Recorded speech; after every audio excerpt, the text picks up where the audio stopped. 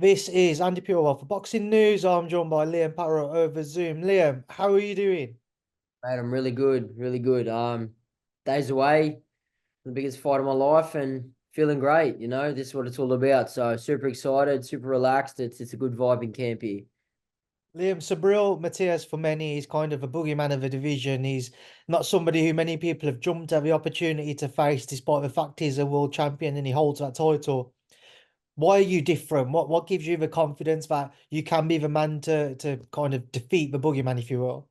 At the end of the day, I'm a fighter, and I'll stick by that fighter's fight. And I'm proving that not only fighting the guy that's most avoided in the division, but going to his backyard to do so. I've always said I'll fight anyone, and I'm showing that. I'm proving that. Um, Look, it's just what it's about. There's a title on the line, and that's what you dream about as a kid is winning world titles. And I believe what better way than to take out I believe at the time the number one guy of the division. So it's a no brainer to me. Like I said, I'm a fighter. I'm gonna fight. I'm not gonna weave my way around the easy way. You want to win the title legitimately, and there's no better way. What's how much of Subriel prior to say this last year or two have you watched? This last year or two is when he's really started to gain recognition. So how much Yeah. of an eye have you been keeping on him?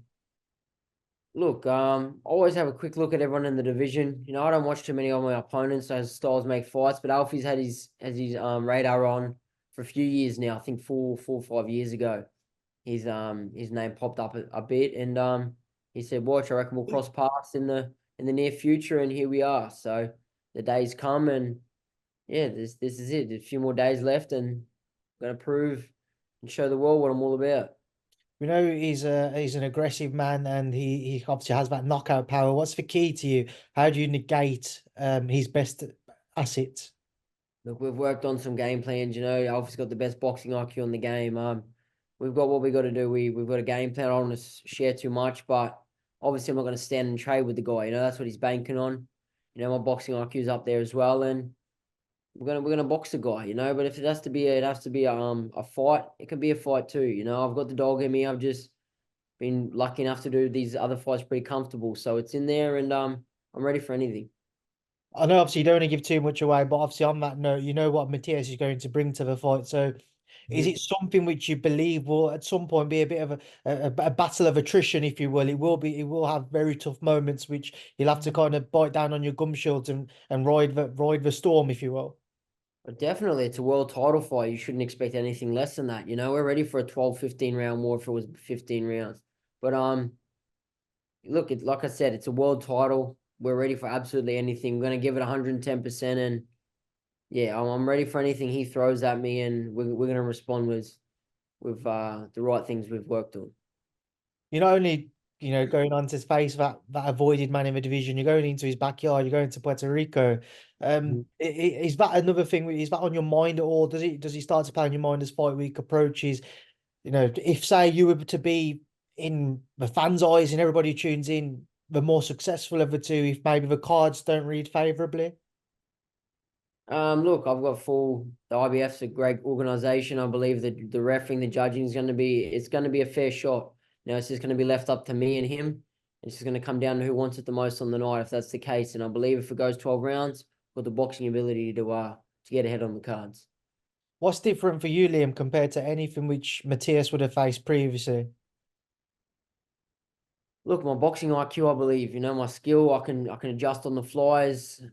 Look, a lot. I don't think he's fought anyone like me in my style. Yes, he's fought good opponents, and in saying that, I've never fought no one like Matias either, and styles make fights, and we're just going to see in June 15, next Saturday, how it all pans out. But I'm very confident that I'll get my hand raised in this one.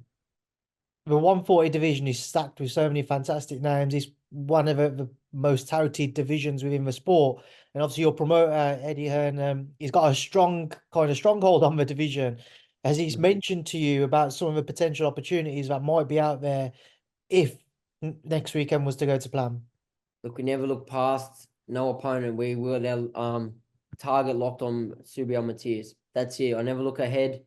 People get unstuck when they look ahead, but we know the potential opponents. We know the names in the division that are definitely there. God willing, I get the job done. So like there's big names. This, like you said, is probably the hottest division in boxing at the moment. So The names are endless. And like I said, I get the job done. It's yeah, it's the best on the plate to go at. So I'm excited. We've obviously recently seen a number of fighters across your division return to the ring. Obviously, we saw Haney Garcia. We've seen Taylor Catterall too, uh, amongst others, which is just kind of slipping my mind. What's it been like watching those big fights, waiting for your opportunity to come around to shine? It's excited. I'm love to be a part of this division. It's very exciting. And like I said, there's a few other names you just dropped there that could be massive potential fights. So it's yeah, it's exciting, man. That's really just the way I feel about it. And I knew I was at this level, and now all I've got to do is go prove it to the world. Then I'm going to ask you, obviously, be a bit cheeky on those potential names. What did you make firstly of Jack Catterall's victory against Josh Taylor?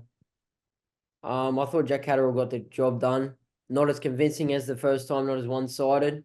I believe he should have had the belts, but it is what it is. I believe the right man won on that night. And yeah, all kudos to him. I wish him nothing but success, and we may cross paths in the future. That was going to be my next question. I know Eddie in the past has mentioned you two potentially sharing a ring. One which might kind of prize you into UK shores.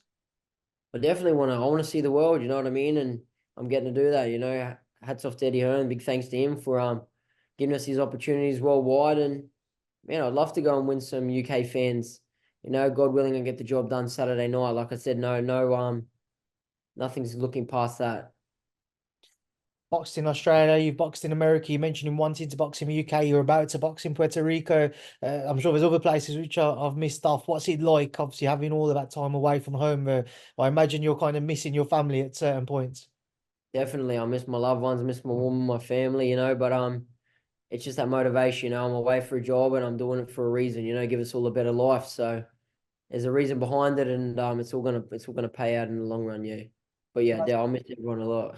Yeah, I can imagine so, Liam. And obviously, they might not kind of understand it now if you have a young family, but those sacrifices, how key will they be to you leading towards that better life? Oh, massive, you know what I mean? It's a step in the right direction, it's what I dream about, giving my loved ones a better life and a good life. So that's what I'm doing, I'm out there doing it, I want to be a man of my word, and believe I'm doing that now. So yeah, it's crucial. I'm in the crucial parts of my life now to set up for the rest of my life. So it's motivating, and yeah, I'm just gonna keep taking these opportunities with both hands. Obviously, got Australian boxing in general at the minute is absolutely thriving. What have you made of this kind of current wave of top tier talent coming through from your side of the world? It's massive, it's huge, and it's so good for Australia. I'm glad to be a part of it, and I've always been looked over by the likes of America and the UK, but now we're not only competing, but we're winning these fights, and we've got a few champions, and yeah, we're high level world grade fighters. So it's good. It's a good thing for Australian boxing, and the future's looking bright. You've obviously got, the likes of the Maloney brothers, Jaya Pataya, Tim Zhu, George Kambosos Jr., Mhm. Scott Nicholson. Are there any names there who you've kind of watched and grown up together, and you've kind of seen how their careers have planned out, taken anything from the way that they've done things and brought it into your own careers? Look, everyone just kind of supports everyone there in the top. No one's in no one's division, so it's there's no real rivalry there. So it's I'm always going to back an Aussie. We're a smaller country and we don't have as much talent coming out, but we've got a hell of a talent that we've got. So I'm always going to back any Aussie to be up the top and killing it, and vice versa. So we send a few messages across to each other, and that's good. It's what we need to keep growing. Final thing, Liam, before we wrap this up, can I get a message to everybody ahead of next weekend? Just shout out to everyone that's followed me my whole career. We're days away from making this dream a reality. Liam, best of luck, and I'll catch up with you soon. Thank you for speaking to me in Boxing News. Cheers. Have a good day. Thank you.